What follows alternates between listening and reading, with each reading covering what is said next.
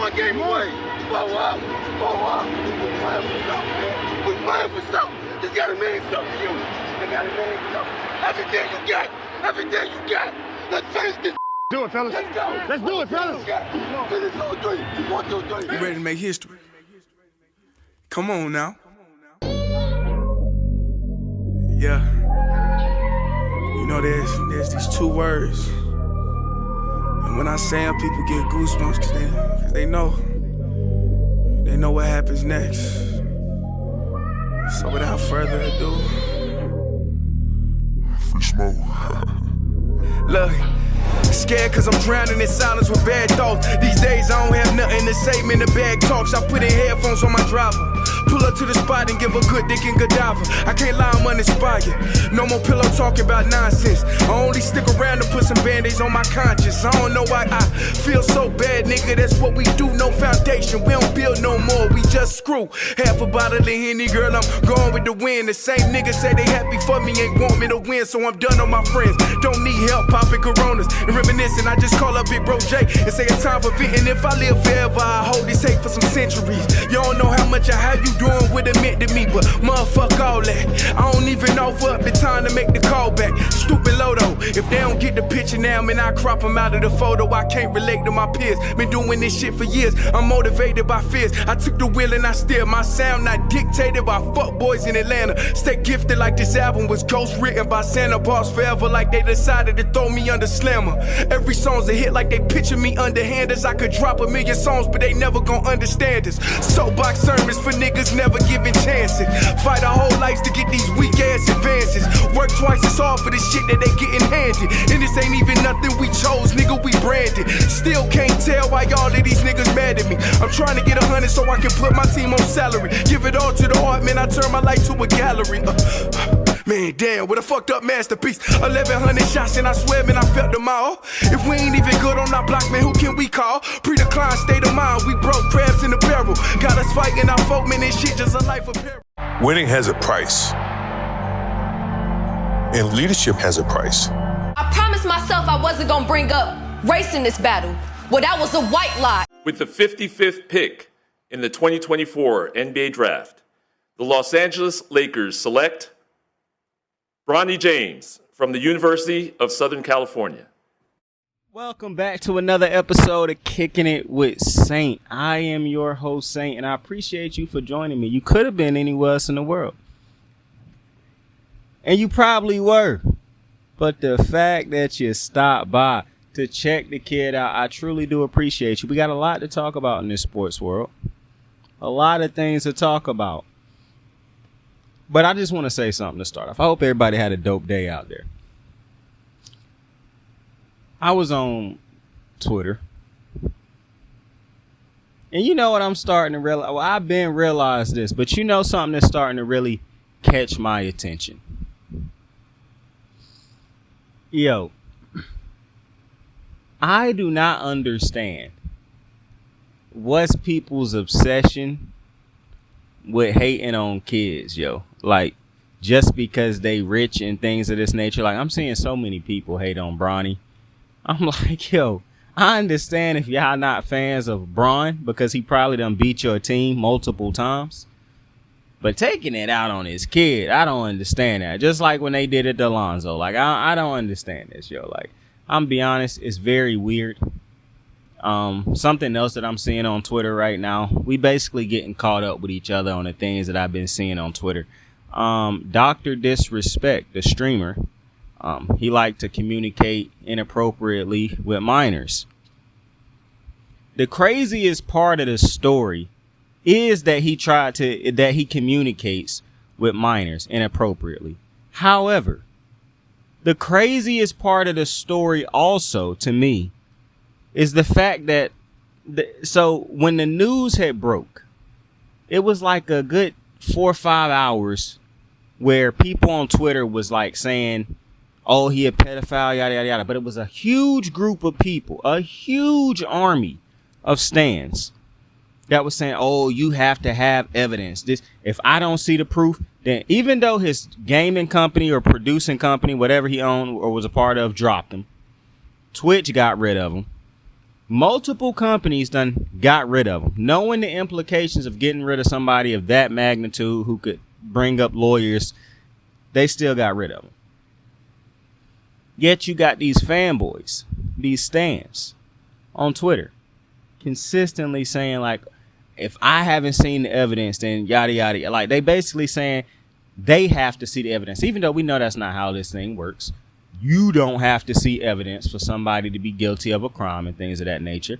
And I do think it's funny that in this society where it's supposed to be innocent until proven guilty, it's not really that. It's if you like somebody, it's innocent until proven guilty. But if you don't like somebody, it's guilty even after you've been proven innocent. So it's a funny situation when people like to sling that term around. However, there was a lot of things going in Dr. Disrespect's that weren't going in his way to try to convey his innocence. However, you wouldn't have to think about it too much longer because within hours, he posted a long tweet where he admitted to inappropriately talking to minors.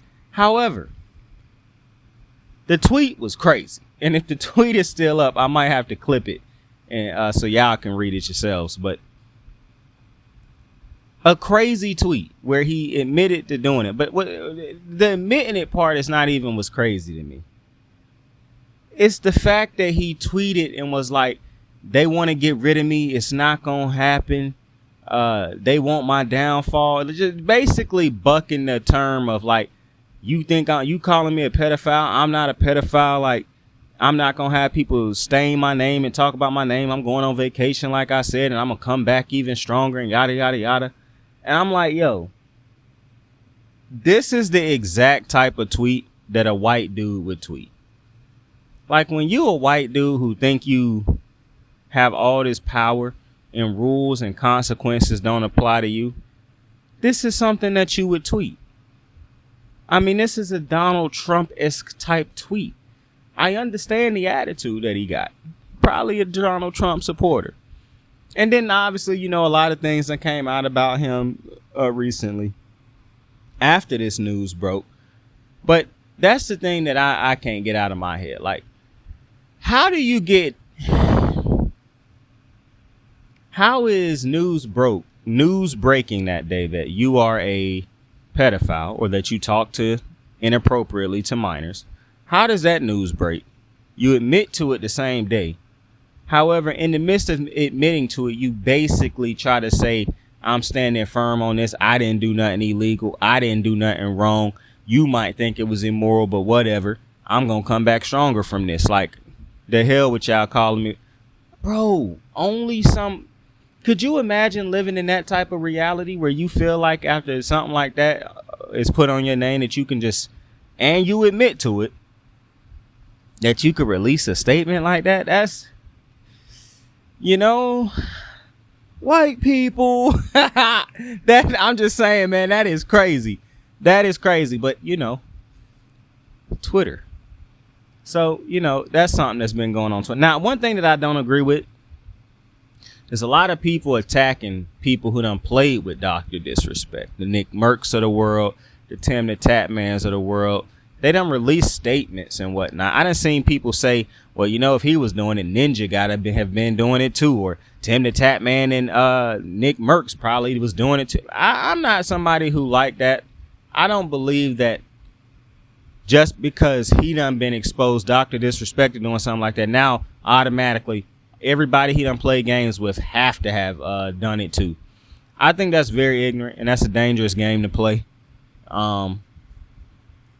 Especially with no type of evidence that any of those other dudes have done anything like that. I think that's real childish also, jumping in those type of conclusions. I understand that you feel like we caught a big fish. We probably all already didn't like this dude, and now this type of thing break. He cheated on his wife, yada, yada, yada. But to try to throw other dudes into this when no evidence has been presented that those guys were involved in any way, shape, form, or fashion, I just think that's irresponsible, childish, immature, ignorant, and some hoe shit. That's my personal opinions on it. Nonetheless, the Los Angeles Lakers have had quite the last week or so. As first off, They draft. Well, let me start off in order. They hired J.J. Reddick as the next head coach of the Los Angeles Lakers. But tonight, they drafted, or the previous night, based off of when this show goes up, but they draft Bronny James with the 55th pick in the second round of the draft. Yes, sir, LeBron James Jr. will officially be a Los Angeles Lakers and play a Los Angeles Laker and play alongside LeBron James. He will play alongside Papa Dukes. He will play alongside his pops, LeBron James. First time in NBA history that a father-son duo has played on the same team. Shout out to LeBron and his son. The first thing I'm going to say about LeBron, because I don't want to make Bronny's moment about LeBron, but it was a lot of people who didn't know if he would get drafted, and a lot of people shitting on him and things of that nature. When Bronny declared for the draft, I knew for a fact he was going to be a Laker. You're on drugs if you thought that LeBron James would re-sign with the Lakers and the Lakers did not sign or draft Bronny. This draft, for one, was not strong enough to where the Lakers could even have an excuse, any type of logical excuse as to why they wouldn't spend a second round pick on Bronny. Especially when you consider, off the top of your head, name the greatest players that came out of the second round of the draft. You can't. You would have to look it up. So there would have been no excuse for them to not draft Bronny. Now, I understand people try to say nepotism. I feel as though that is, at this point, a racist term. Why do you feel as though that is it, Saint? Why are you bringing race? Because you only yell nepotism when African Americans are involved. Anytime somebody bring up Deion and his sons, nepotism. It don't even matter that Shedeur Sanders is one of the best quarterbacks in the college football. You still want to yell nepotism, nepo baby. LeBron James now, nepotism. I like Woj saying, I don't want to hear nothing about this nepotism shit. Nepotism been running wild in the NBA for years. Owners, managers, GMs, coaches. Nepotism. So shut the fuck up talking about some, nepotism in it. It's real weird that comes up when African Americans are involved.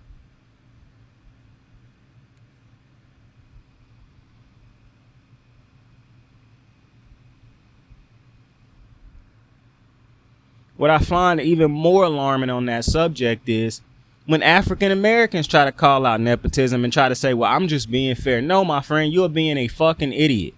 You're being real raccoonish to try to say, well, if we don't like them doing it, then we can't do it. Bro, they've been doing it for decades, for centuries. What are you talking about? And they're going to keep doing it. I have no problem with nepotism personally, just in a whole. That's why you don't see me complaining about it or even bringing it up. For the simple reason, if I am successful, if I work my life to be, have millions of dollars, billions of dollars, however much, if I'm financially stable and I'm rich enough to where my kids don't have to work, I can put them on, that's exactly what I'm going to do. I'm even to the point where if my child was like, nah, Dad, I want to earn it. I'm like, yeah, you can earn it, but I'm still going to position you in a great way. You can learn work ethic and not have to struggle learning it. It's unfortunate that some people do develop and learn a great work ethic through struggle, but that does not mean that is an unattainable skill without struggle. To me, though, struggle and gaining those type of skills are not mutually exclusive.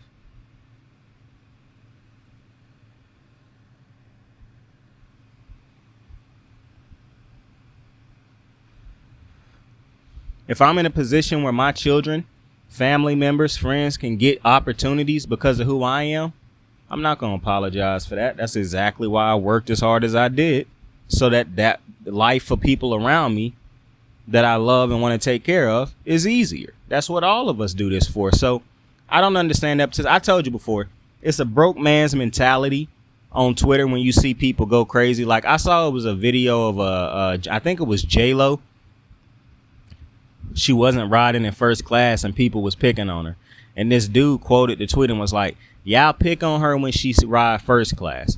She ride in the low class and you still pick on her.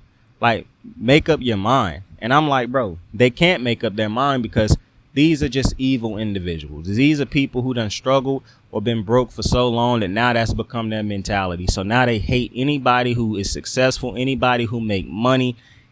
I hear people all the time say, give back, give back, give back, knowing good and damn well when they get money, they're not trying to give a cent to anything. But you telling me when they become rich, they all of a sudden are going to start just giving their money away to different organizations and whatnot. But that's what they want everybody else with money to do. What they really want is for somebody rich to give them some money so they don't got to struggle no more. It's a sad reality, but it is what it is.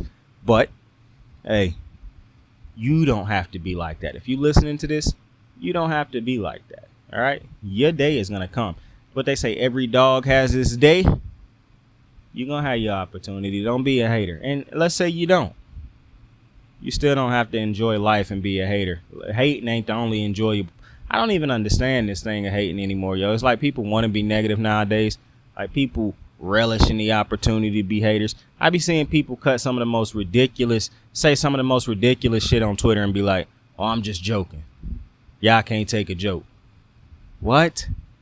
Bro, who joke about people's dead relatives?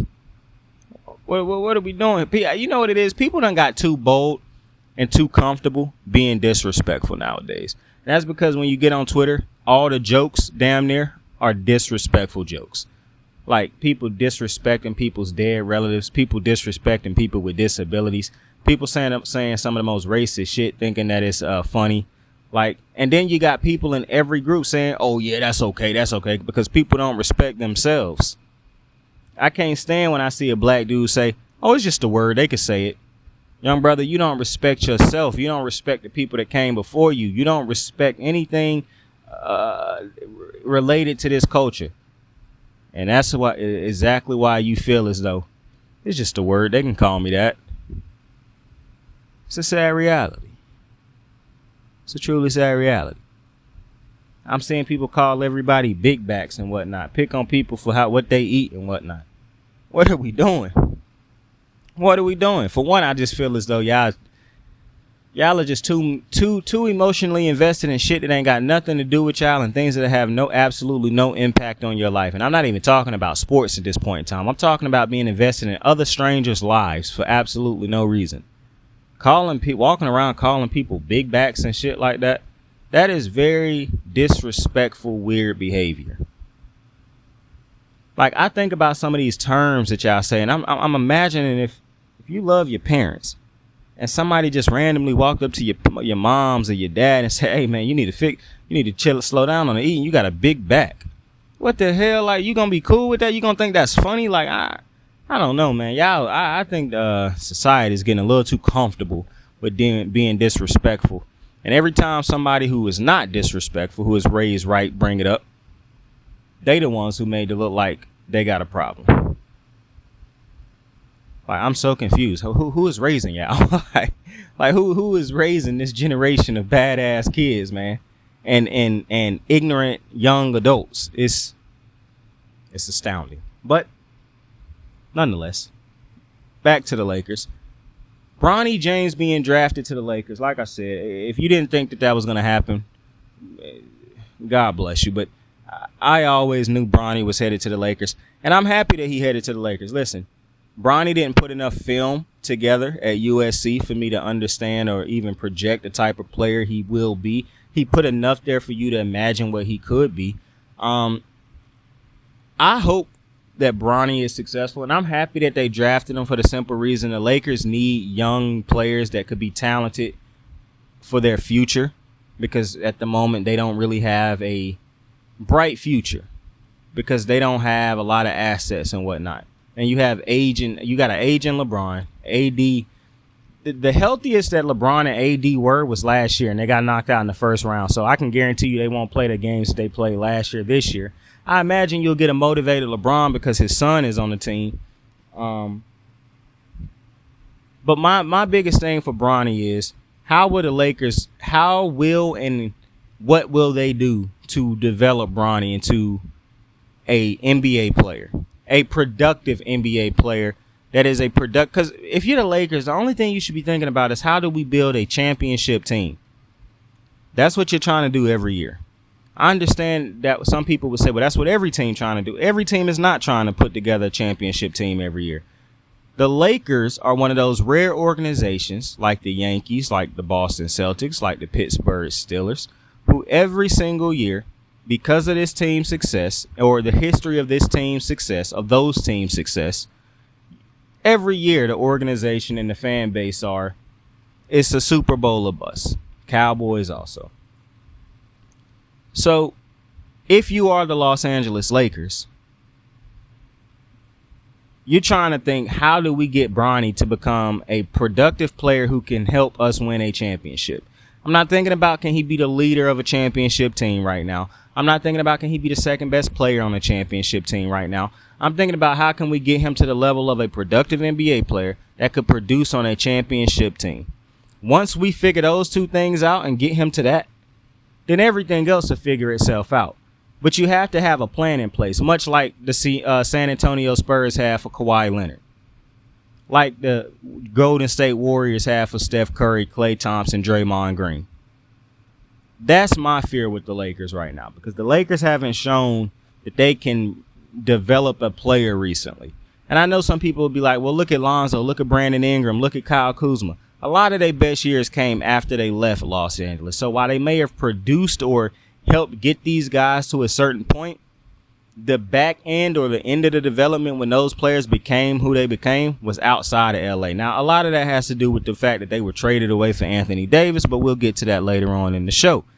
Nonetheless, I don't know if I trust right now the Los Angeles Lakers organization to get Bronny to where he needs to be. And I don't care that LeBron James is there. Like, some people will say, well, LeBron James there, so he definitely going to get Bronny to where. Bro, it's not going to be that simple. LeBron James is trying to still be a great player also.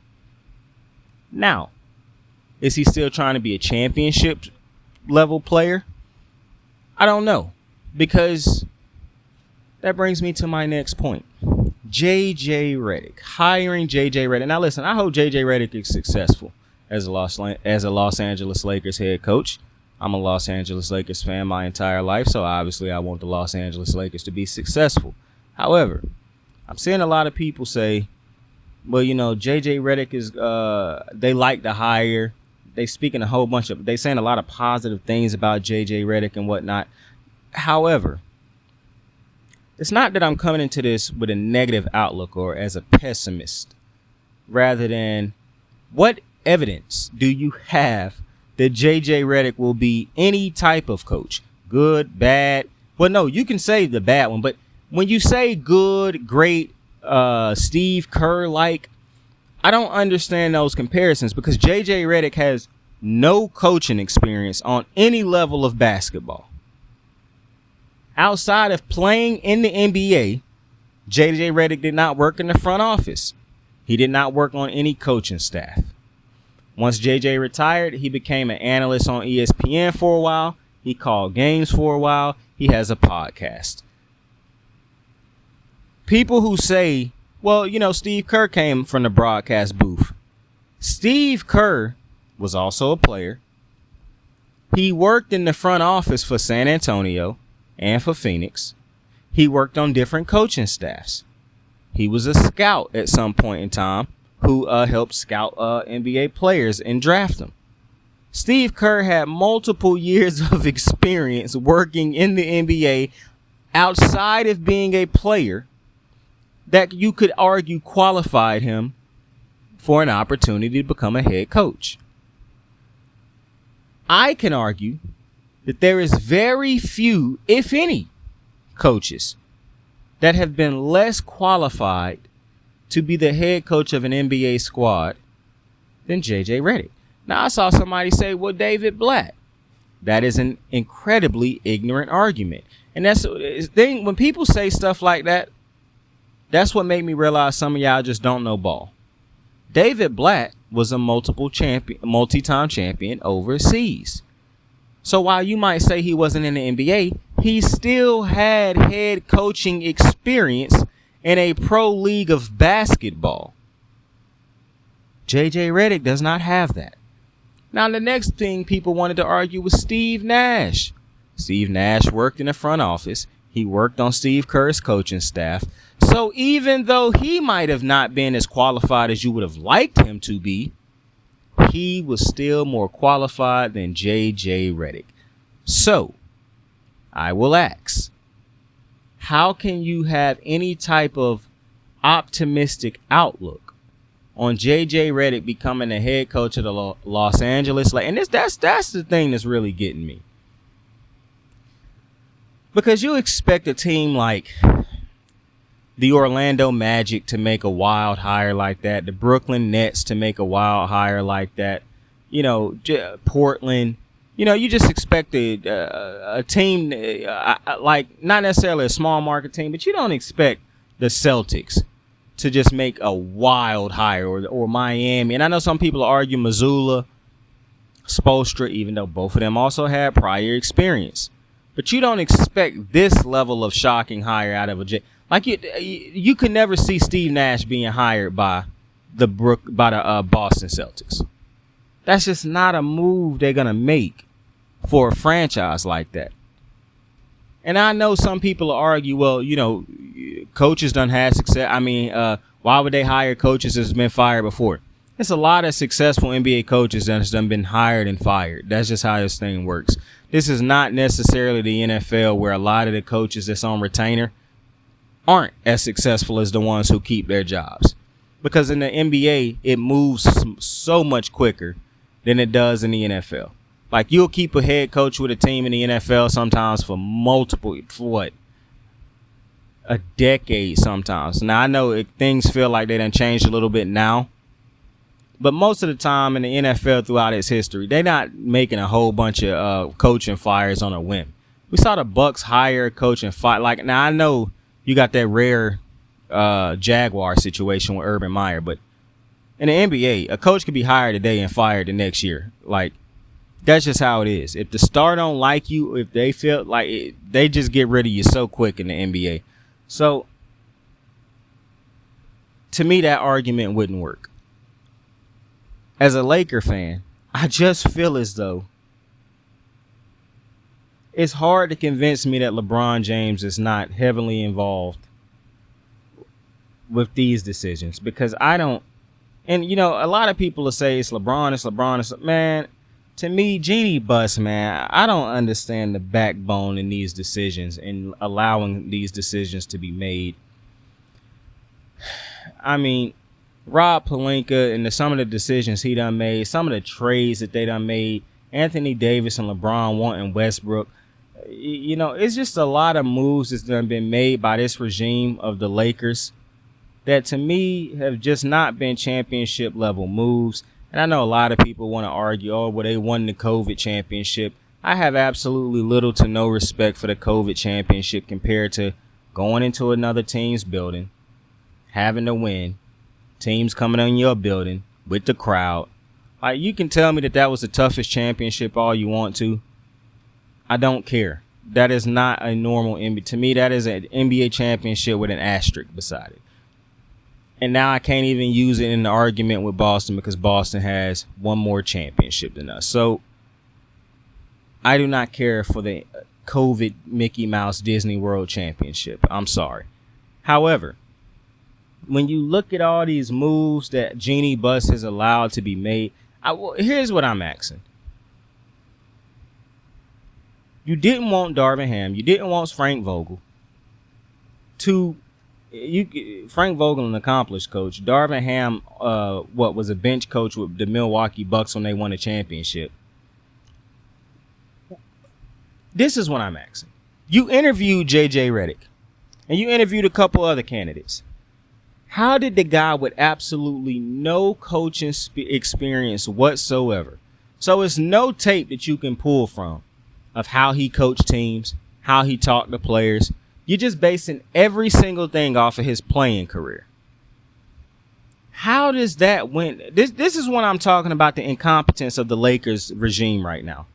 How is the Lakers, for one, did he even get the interview? But two, did he say the key things that won him that position? Now you could say, oh, well, they made a Mike Brown hire and he wasn't get hired. He looked like a great hire in Sacramento right now. And then the Lakers picking people's staff. Like, you know what I really would like? I would like a billionaire owner to come in. I would like a billionaire to come in and buy the Lakers. Like, I would like an owner who is hell-bent on buying the Lakers, who tired of how this team done been ran. I want him to come in and buy the Lakers. Fire everybody that's a part of this Rob Pelinka's Genie Bus regime and get this franchise back on track. Because the moves that have been made, like,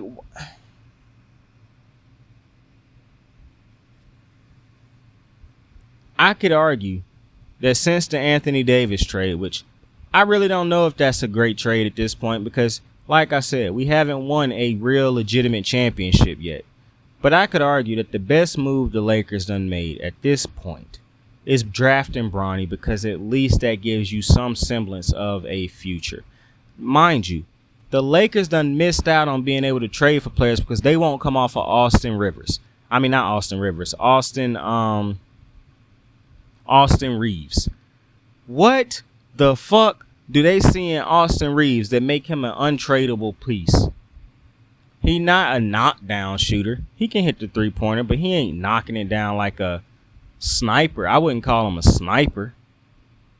Like, Austin Reeves on a championship team, in my opinion, will probably be your sixth man or a rotational piece that come in here or there to shoot threes or, you know, do a couple things offensively here and there. To be a runner. A guy who you can get in different spots to get him good little opportunities when other people getting a lot of the defensive pressure. But a piece that you just don't trade, because they did the same thing with THT. Like the Lakers organization, you can make an argument that it's very few teams that have been run as bad as the Lakers have been ran over the past decade plus. I mean, and then some people, you know, you got the LeBron stands out there who will say, well, they got LeBron James. Do they if they not in Los Angeles, though? Because it's starting to seem like LeBron care far more about the opportunities in L.A. than actually winning a championship in L.A. And one thing that I'm not going to agree with is if he feel as though he done everything he was supposed to do by winning the COVID championship.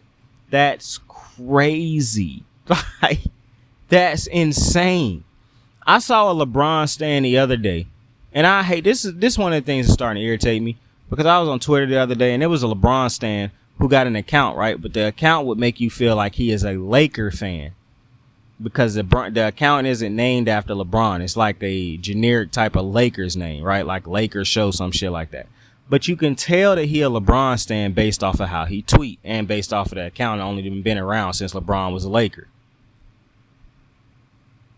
And you never hear him talking about like previous Lakers and things like that unless he trying to shit on them by saying LeBron is better than those dudes or whatever. Or trying to compare their championships to the ones that other Laker teams have got. But the other day I was on Twitter and this account was tweeting about LeBron. And I was like, yo, first, for one, it wasn't even the LeBron tweets that got me. It was when he tweeted. Because I think it was Paul Pierce who had threw a shot at the Lakers after Boston had won their championship. And this account was like, even after they win, they still got the Lakers living in their brains rent-free, yada, yada, yada. And I'm like, yo, this is such a disgustingly obvious tweet that this is a LeBron James stan and not a Lakers account. Because any real Laker fan, if we had won a championship, the first thing we doing is going at the Celtics. Now, times have changed a little bit, so the first thing we might do is say this is for Kobe. But immediately after Kobe and Gigi, but immediately after, we saying fuck the Boston Celtics. We got one more than you, pussy. Or we got the same amount, y'all ain't special. Like, we sending shots at the Boston Celtics. We did it when we won the bubble championship. We did it when we won the championship before that. We send shots at the Celtics because that's our rival. That's who we despise. For a Lakers account to tweet, oh, why they got our names in their mouths? That's very weird. Because as a Laker fan, you should expect that they're going to talk trash as Boston fans. Because that's the Boston Celtics. Boston Celtic fans would expect that the Laker fans would immediately take shots at them if we won a championship. And, I find it very funny that when you look at where the Lakers are right now compared to where the Boston Celtics are like right now and how the Lakers' future looks right now based off of how the Boston Celtics' future looks right now. And this is for the people who defend Rob Pelinka. Look at what Brad Stevens is doing for the Celtics. Look at what Rob Pelinka is doing for the Lakers. Like, that's legitimately your competition. And if you wasn't awoken before, you should damn sure be awoken right now. Like Magic Johnson said, he was not happy about the Boston Celtics winning that championship. Knowing it wasn't just that they won it, it was the visualization of they are so much further along than the Lakers.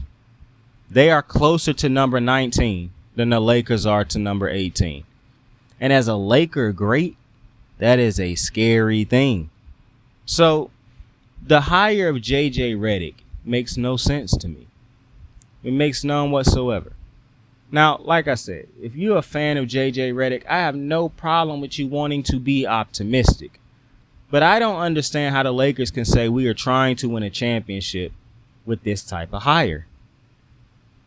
Because this is not a champion. This is not a team. This is not the move that a championship team would make, in my opinion. I would even argue the Warriors knew they had a great team. They did not know that Steve Kerr's first year would turn into a championship. Now, granted, you see how great of a head coach Steve Kerr is now, regardless of how many idiots or morons out there try to disdain his legacy by trying to use those rookies as the reason he a bad head coach. That's a rare circumstance where a coach is that unbelievably impactful that quickly for a team.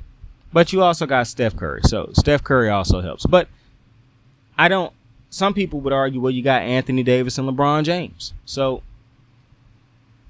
listen, I'm going to just be honest with you. I don't understand the JJ Reddick hire. I'm trying to be, optimistic about it. Really don't have no choice but to be optimistic about it because that's the hire and he ain't going nowhere.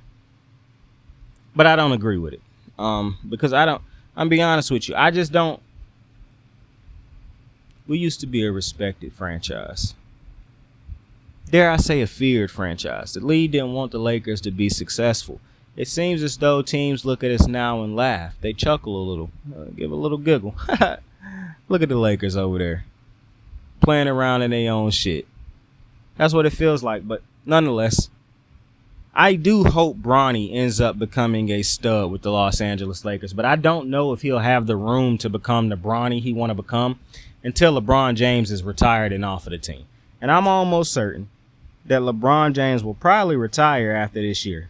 He got 1 year with his son, and he'll probably retire after this year. And while that'll be a sad reality, because I would rather him just go to another team than retire, if it happens in the same year, I can't help that, bro. I just want him off of the Lakers.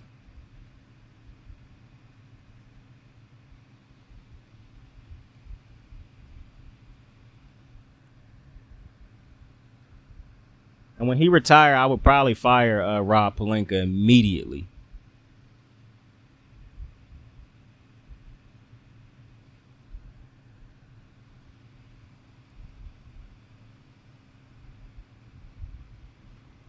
Then I would try to see what I could get for Anthony Davis.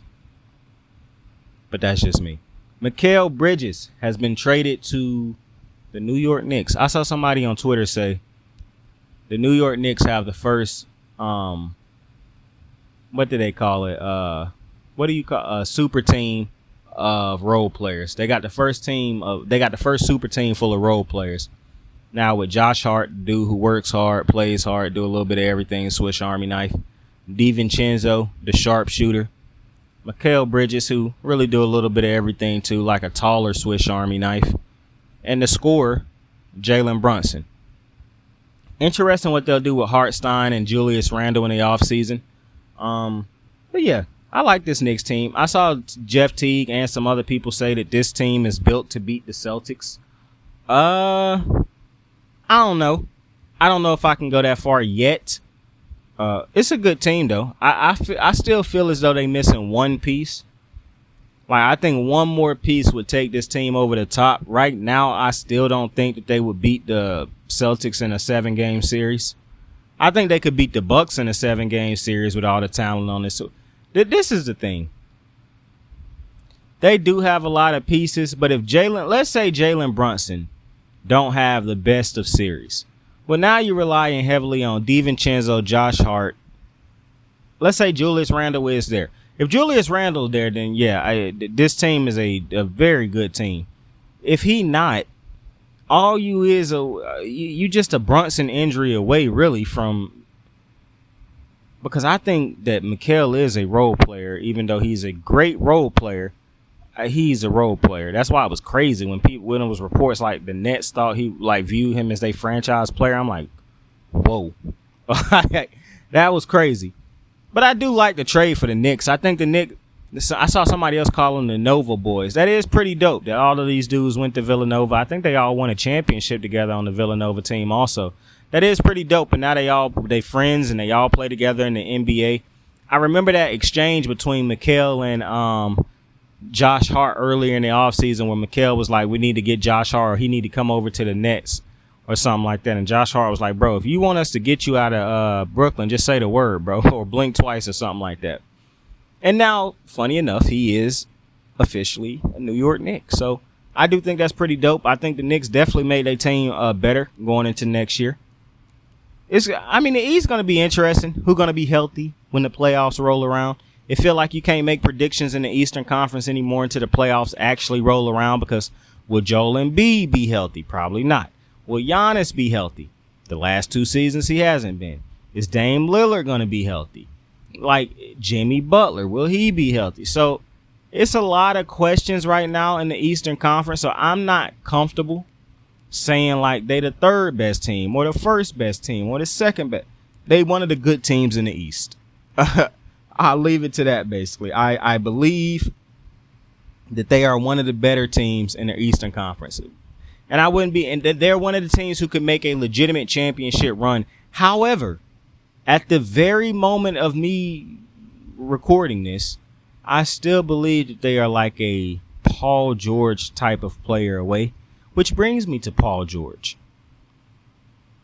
A lot of speculation on what Paul George is going to do in the offseason. I'm going to tell you what Saint thinks he should do. Sign and trade. Sign and trade with the Golden State Warriors. Opt into your Clippers deal. Get them to sign you to the max extension and work out the trade with the Golden State Warriors. To be honest, this should be the move that the Clippers are trying to make anyways. Regardless of how you feel about the Warriors' young pieces, they have young pieces that the Clippers could probably use in different roles right now. The Clippers not necessarily looking for game-changing players at the moment, because they still have faith in Kawhi Leonard. They just don't want to pay Kawhi and Paul George when you look at how banged up both of them have been during the tenure of both. Now, Paul George, Steph Curry, Draymond Green. You're not finna tell me that's not one of the top teams in the Western Conference. That is a team that could legitimately go make a championship push or win a championship if they are healthy. With Steph Curry playing the way he playing right now, Paul George playing the way he playing, if Paul George stay healthy, that duo of Paul George and Steph Curry is ridiculous. And it'll be the first time that Steph Curry done played alongside another all-star since, Kevin Durant left? So I would very much love to see that happen. I don't think he's going to go to the Sixers. I know a lot of people been saying, well, he's going to go play alongside Joel Embiid. I don't think that's going to happen. Why would Paul George leave Kawhi Leonard to go play with Joel Embiid? A dude who just as injured as Kawhi Leonard. Not to mention, Kawhi be injured during the playoffs. Joel Embiid be injured during the playoffs. Joel Embiid do be playing, but a lot of the bad games in the playoffs is because he hurt. So if I'm Paul George, I would much rather Not to mention, he already live on the West Coast, so why would he want to move all the way over to... Like, I saw some people saying that Indy should go after him. Yo, Paul George is not moving. I'm comfortable saying, without knowing Paul George or talking to him, that don't seem like somebody who's about to uproot his life after all these years at the stage of his career and move from the West Coast. With all the things he got going, podcast, P, and all that shit, he's not leaving the West Coast. At least if you go to Golden State, that might be a drive or a flight from where you used to be or where your location was for podcasts, but it's nowhere near as uprooting from the West Coast all the way to the East Coast. That's crazy. So I'm going to be honest with you. I don't even think that the Sixers is in play for Paul George, to be honest. I think either he's going to resign with the Clippers or he's going to Golden State or some team in the California. Yeah, I don't think it's really two options. I'm going to be honest. I think it's re-signing with the Clippers or going to Golden State. Anything else that would happen would shock me, especially if he ended up on the East Coast, which at this point in his career, if Paul George don't want to be on the East Coast, he's not going to be on the East Coast. Like, it's no way. This ain't finna be one of them situations where James Harden opted in and lost money and then had to fight to get to a new this ain't finna be that. I don't think this is that at all. Because, yeah, the stage that Paul George is in, the production that he's still, Paul George is not going to end up on the East Coast, especially because he can just opt out of his contract, if anything. But I think that Paul George is going to either end up with Golden State with Curry, or he's going to stay in L.A. with the Clippers. But I don't think it's another real option out there. Shout out to Sha'Carri Richardson for finishing first place in the 100-meter Olympic trial. She, for the first time in her career, her young budding career, she is headed to the Olympics in Paris 2024. So congratulations to Sha'Carri Richardson. And shout out to Nike, bro, because they could have been some hoes and they could have got rid of her after she had went through, because when she had went through her little weed suspension and everybody was trying to down her and shit like that, I was like, yo, this some real hoe shit. Like, we know famous people who smoke weed, bro. We really finna kill her. Oh, but it's a rule. Bro, I don't care. We see people break rules all the time, and based off if we like them or not, we justify it. So, bro, I wasn't trying to hear none of that. But I'm glad Sha'Carri done had this bounce back from people, all the naysayers and the negativity. And look at her now. Next,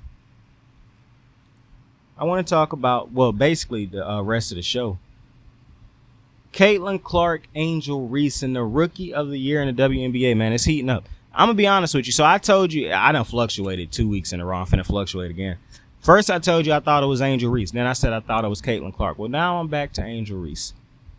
That's how tight this battle done been. Who knows? Within next week, I could be back to Caitlin Clark. Both of them are playing so good. That's why I don't understand why people are choosing to hate these teams or hate on either woman.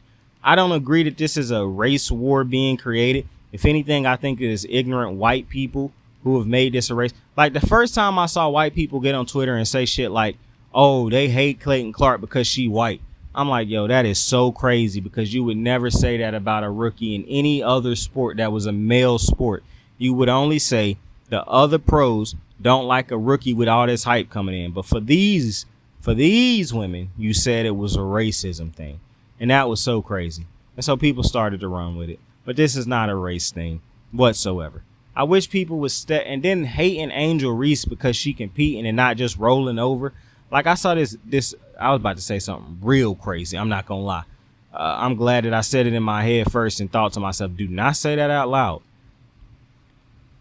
David Portnoy, the irritating pile of shit that he is. I saw how he was speaking on Angel Reese, and I just think it's so funny that white dudes who don't give a fuck about women's basketball are choosing to hate Angel Reese the way they done turned her into a villain. And I heard somebody say, well, she accepted being a villain. She wanted to be the villain. No. It's a difference. Y'all gave her that role, and she said, fuck it. I see this is what I am to them, so I might as well make money off of it. That is a complete different story. Getting mad because of hard fouls and things like that when she obviously was going for a block is crazy. trying to baby Caitlin Clark at every step of the way, when nothing that's happening with Caitlin Clark is something that we've never seen before happen to any other rookies. The fact that you won't admit that you are the problem is the problem. You are missing out on Angel Reese have a spectacular year. There's a lot of women in the W right now having spectacular years, but I'm focusing specifically on Angel and Caitlin. I'm not even convinced that you watch every single Caitlin Clark game, but I am convinced that you don't watch really any Angel Reese games. You just look at the box score, because I've never seen any player be hated for averaging double-digit rebounds. I've also never seen a player be hated for rebounding their own shot. I see Jokic do this shit all the time, where he'll miss a layup or a floater and tap that bad boy back in. He get the rebound and the points for that. Somehow, people have made it their mission to hate on Angel Reese about it. So what would you prefer her do? Not rebound her own miss? Like, I'm confused. Would you want her to pout after a miss? Do you understand the level of hatred you have to go to have some of these just brain dead reasons to hate on Angel Reese, when you could really just sit back and enjoy Caitlin Clark and Angel Reese? Because both of them are having spectacular seasons, in my opinion. Both of them will be all-stars. I know the Caitlin Clark stands don't like that, but Angel Reese has been an all-star level player this year, as has Caitlin Clark. Now, I'm going to be honest with you, and I don't want people to get mad at me, but I did not vote for Caitlin Clark in my all-star ballot. But it's only because they give you only 4 options for front court players, and they give you like 6 options for backcourt. They give you 4 options for the backcourt players and like 6 options for the front court players, which makes sense because the best players in the WNBA right now, at least the top players, are like front court players. However, Caitlin Clark would have been, I'm not mad at anybody for Caitlin Clark going to make the All-Star game off of popularity. I do see people saying she going to make, I wish they had more than 4 spots for the guards, because I do believe Caitlin Clark, like I said, once again, she's going to make it. But I'm speaking from the perspective of the fact that I couldn't vote for her because I'm not going to say popularity stopped me from, like, I didn't want to just vote for her because of how popular or how much that's not necessarily written, because I like a lot of different women in the W, so that wouldn't matter for me anyways, because my favorite player, not even Caitlin Clark, so. But I do like Caitlin Clark, and I understand the All-Star game is the All-Star game. It's just I know how serious some of these women, or any player really, take these all-star nods, regardless of how you feel about the actual game. The fact that you have multi-time all-star on your resume is big. And so I just felt like I would have been cheating certain women if I didn't give those 4 spots to 4 women who I felt like deserved it. But I felt like leaving Kennedy Carter and Caitlin Clark off, like, it sucked leaving both of those 2 off on my ballot. But I voted again and put both of them on there, so you know what I'm saying. But that's because I felt bad. But it was hard for me to put them over the other 4 women that I put them over. Jewel Lloyd, I couldn't put them over her. I couldn't put them over Jackie Young. I couldn't. While you might feel like these, like Caitlin Clark is more popular than those women, I was thinking about the production up to this point. It was just real hard for me, but I love Caitlin Clark. I think she done played great up to this point. Like, her and Angel Reese. Now, I do think it's hilarious that people do not afford Angel Reese the same grace that they done told people to give Caitlin Clark. Nonetheless, Caitlin Clark and Angel Reese are figuring this shit out quick. They're figuring it out quick. Now, it's different ways that both of them can definitely improve. The one thing that's very interesting to me is at the end of this game that they had, that the Fever ended up losing by 1 point, 87-88 to the Sky in a comeback fashion. 6 minutes left in this game. Angel Reese went and got you 5 boards, 10 points. Caitlin Clark got you 0 points. somehow, and then people was talking about after the game, like, why would Caitlin Clark be throwing the ball in instead of taking the shot with like point-something seconds left? Yo, how do we ignore the last 6 minutes of that game? Aaliyah Boston hit a big shot in that game also, but both teams are starting. I think, you know what's crazy? That game was the best offensive game, in my opinion, that I've seen from Indiana so far this year. And they still somehow lost it. And I think the biggest reason they lost it was because you get out-rebounded by two players. Camila Cardoso and Angel Reese out-rebounded the entire Fever team by themselves. It was crazy. The Fever might want to invest in a bigger body in the post, because then you bring in Izzy. She is a tall body, so, you know, if they can get her to get even better on the boards, because sometimes I feel like she ain't out there rebounding, but she a decent rebounder. You would want her to be better because of her height, but of course I understand the injuries that she done had. But it was a great game. I like Caitlin Clark with the 13 assists, the 17 points. Caitlin Clark and Angel Reese both stuffed the stat sheet. My thing for people who constantly go at Angel Reese would be this: if you're looking at Caitlin Clark and expecting to see in her expecting in Angel Reese what you see in Caitlin Clark, that is just brain dead type behavior. Why would a center, power forward, play like a guard?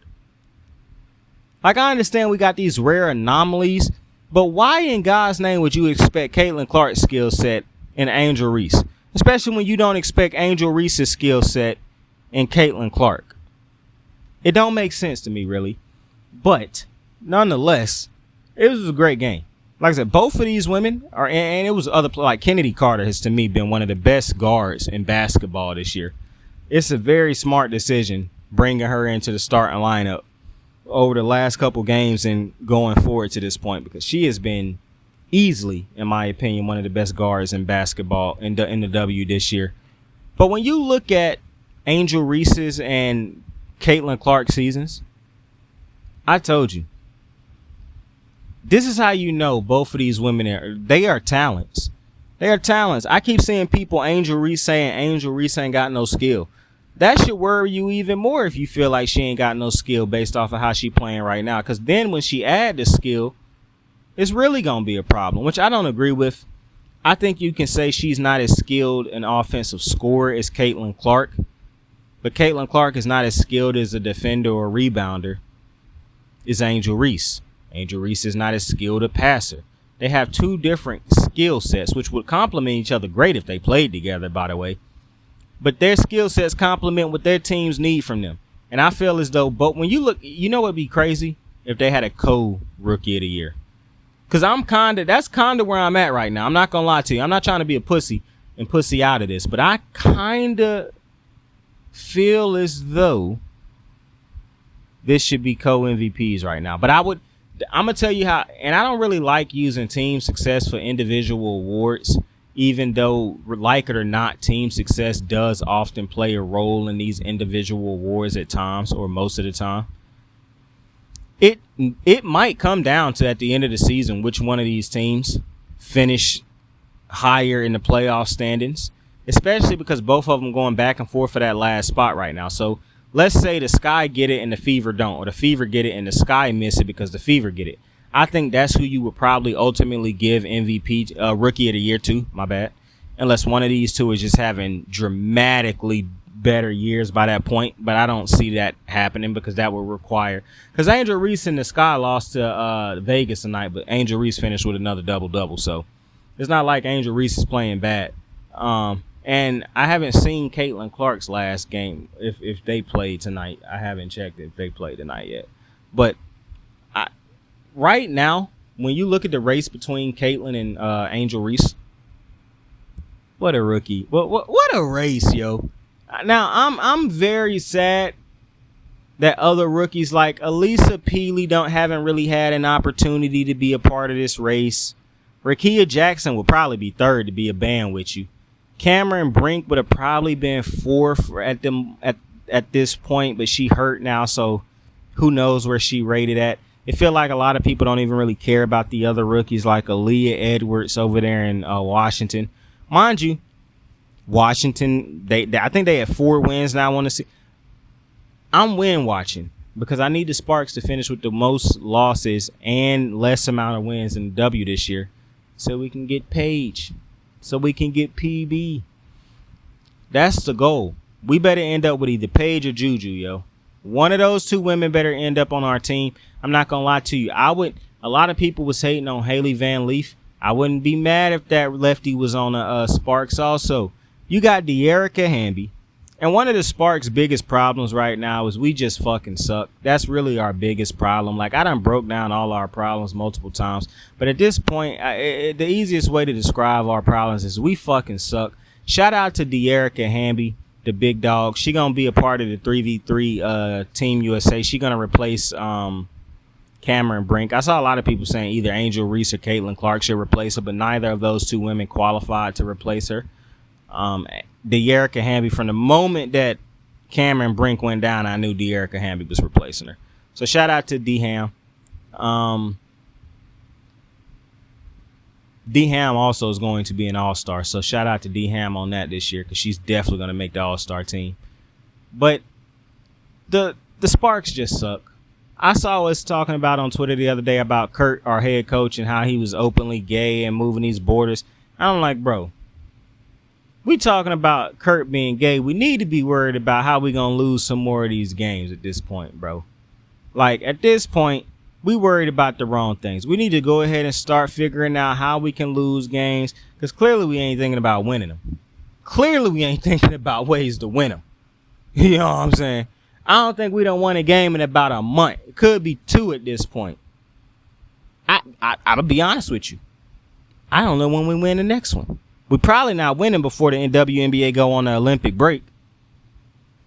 The women in the W gonna go over there, win gold, come back, and we gonna be the same sorry ass team.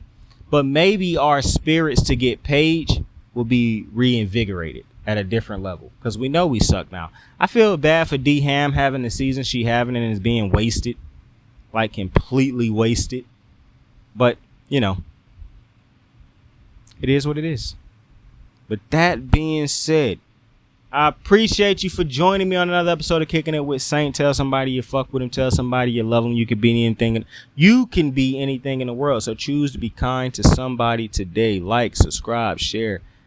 I appreciate you. I really do. Saint out. And we will do anything for family. Now go home and smoke some more crack. I got the moves like hot sauce. Lil' mama taking the top off. I'm laying down getting topped off. After this, she know she getting knocked off. I know she loving the money, so I keep on thumbing and thumbing. She say she horny when she taking shots, so I keep them coming and coming. Now I'm putting dick in her tummy, scoop her up like I'm raking her something. You would think shawty red track, the way that she running and running. You getting dumber and dumber. You out here chasing the bone. After she finished from giving me dome, the Uber is taking her home. Tight.